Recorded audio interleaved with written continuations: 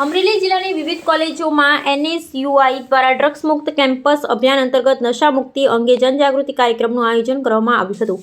આ કાર્યક્રમ અમરેલી જિલ્લાની એક મહિલા મોઘીબા કોલેજ, બીજું પોલિટેકનિક કોલેજ, ત્રીજું નેત્ર ચિકિત્સા આયુર્વેદિક કોલેજમાં સફળતાપૂર્વક આયોજિત કરવામાં આવ્યો હતો.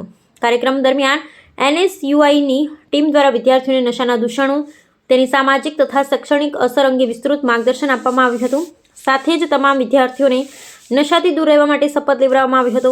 આ પ્રસંગે શરદભાઈ ધાનાણી, પૂર્વ પ્રદેશ NSUI પ્રમુખ શ્રી આદિત્યસિંહ ગોહિલ, અમરેલી જિલ્લા NSUI પ્રમુખ શ્રી સાહિલ શેખ ઉપસ્થિત રહ્યા હતા.